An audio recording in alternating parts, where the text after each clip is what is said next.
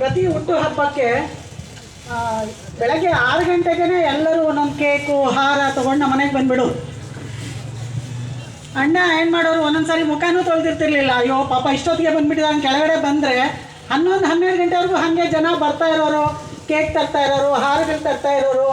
ನಮಗೊಂದು ಹಬ್ಬ ಅದನ್ನು ನೋಡೋಕ್ಕೆ ಇಷ್ಟೊಂದು ಅಭಿಮಾನ ಇಟ್ಕೊಂಡಿದ್ದಲ್ಲ. ನಾನು ಯಾವಾಗೂ ರೇಗಿಸ್ತಾ ಇದ್ದೆ ಅವ್ರನ್ನ, ಅದೇನು ಎಲ್ಲರೂ ಹಾರಗಳು ಕೇಕ್ಗಳು ತೊಗೊಂಡು ಬರ್ತಾರೆ, ಏನು ಮಾಡ್ತೀಯ ಅಷ್ಟೊಂದು ಕೇಕ್ ಇಲ್ಲ ಅಂತಂದ್ಬಿಟ್ಟು.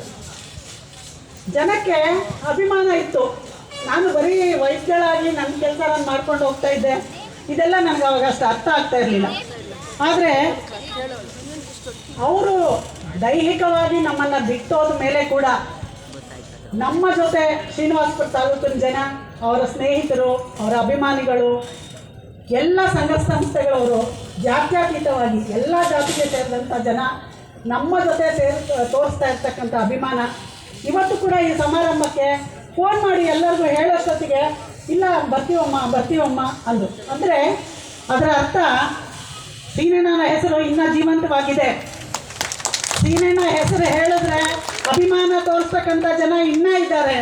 ಸೊ ಅದನ್ನು ನಾವು ಯಾವತ್ತೂ ಕಳ್ಕೋಬಾರ್ದು. ಸೀನಣ್ಣ ಅಂತಂದರೆ ಒಂದು ಬರೀ ದೇಹ ಹೋಗಿರ್ಬೋದು ಅಷ್ಟೇ, ನಾವು ಯಾವತ್ತೂ ಆ ಥರ ಅಂದ್ಕೊಂಡೇ ಇಲ್ಲ. ಅವರ ಶಕ್ತಿ ನಮ್ಮೊಂದಿಗಿದೆ. ಈಗ ನಾವೇನೇನು ಮಾಡ್ತಾ ಇದ್ದೀವಿ, ನಮಗೇನು ಧೈರ್ಯ ಇದೆ, ಎಲ್ಲ ಅವರ ಶಕ್ತಿನೇ. ಒಬ್ಬ ಮನುಷ್ಯ ಈಗ ಸುಮಾರು ಸಾರಿ ಹಾಸ್ಪಿಟ್ಲಿಗೆ ಬರ್ತಾರೆ ಅಥವಾ ಮನೆಗೆ ಬರ್ತಾರೆ, ಅವರ ಒಡನಾಡಿಗಳು, ಅವ್ರ ಜೊತೆಯಲ್ಲಿದ್ದವರು ಏನು ಹೇಳ್ತಾರೆ ಅಂದರೆ, ಅಕ್ಕ ಸೀನಣ್ಣ ಬಂದು ನಮಗೇನು ಕೆಲಸ ಮಾಡಬೇಕಾಗಿರಲಿಲ್ಲ, ಒಂದು ಫೋನ್ ಮಾಡಿ ಹೇಳಿದ್ರೆ ನಮ್ಮ ಕೆಲಸ ಆಗೋಗ್ತಾ ಇತ್ತು.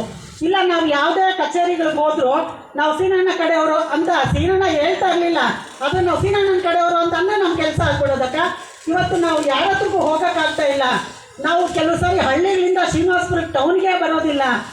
ಈ ಥರ ಆಗ್ಬಿಟ್ಟಿದೆ ನಮ್ಮ ಪರಿಸ್ಥಿತಿ ಅಂತ ಅವರ ನೋವನ್ನು ಅವರು ತೋಡ್ಕೊಳ್ತಾ ಇದ್ರು. ಇವತ್ತು ಏನಾಗಿದೆ, ಅನಾಥ ಭಾವನೆ ಇರ್ತಕ್ಕಂಥದ್ದು, ದುಃಖ ಇರ್ತಕ್ಕಂಥದ್ದು ಬರೀ ನಮ್ಮ ಕುಟುಂಬಕ್ಕೆ ಮಾತ್ರ ಅಲ್ಲ, ಸಮಾಜದಲ್ಲಿ ಶ್ರೀನಿವಾಸಪುರ ತಾಲೂಕಲ್ಲಿ, ಕೋಲಾರ ಡಿಸ್ಟ್ರಿಕ್ಟಲ್ಲೂ ಕೂಡ ತುಂಬ ಜನ ಅವ್ರು ಇಲ್ಲ ಅಂತಕ್ಕಂಥ ನೋವನ್ನು ಅನುಭವಿಸ್ತಾ ಇದ್ದಾರೆ. ಕೆಲವು ಹೇಳ್ಕೊಳಕ್ಕಾಗಲ್ಲ, ಕೆಲವು ಹೇಳ್ಕೊಳ್ತಾರೆ. ಈ ನೋವು ಎಲ್ಲರಲ್ಲೂ ಇದೆ. ನಮ್ಮಲ್ಲಿ ಸ್ವಲ್ಪ ಜಾಸ್ತಿ ಇರ್ಬೋದು, ಬೇರೆಯವರಲ್ಲಿ ಸ್ವಲ್ಪ ಕಡಿಮೆ ಇರ್ಬೋದು. ಆದರೆ ಅವರ ಅನುಪಸ್ಥಿತಿಯನ್ನು ಎಲ್ಲರೂ ಫೀಲ್ ಮಾಡ್ತಾ ಇದ್ದಾರೆ. ಅಯ್ಯೋ ಸೀನಣ್ಣ ಇರಬೇಕಿತ್ತು, ಇದ್ದಿದ್ರೆ ನಾವು ಹೆಂಗೋ ಇರ್ತಾ ಇದ್ವಿ ಅಂತಕ್ಕಂಥ ಫೀಲಿಂಗ್ ಖಂಡಿತ ಎಲ್ಲರಿಗೂ ಇದೆ. ಹೌದಾ ಅಲ್ವಾ? ಎಲ್ಲರೂ ಅದನ್ನು ನಮ್ಮ ಹತ್ರ ಎಕ್ಸ್ಪ್ರೆಸ್ ಮಾಡ್ತಾರೆ. ಸೊ ಅದಕ್ಕೆ ನಾವೇನು ಮಾಡಿದ್ವಿ, ಇವತ್ತು ಅವರ ಹೋದ ವರ್ಷ ನಮಗೆ ಮಾಡೋಕ್ಕಾಗಲಿಲ್ಲ, ಯಾಕೆಂದರೆ ಅವತ್ತು ಹಬ್ಬ ಬಂದುಬಿಡ್ತು.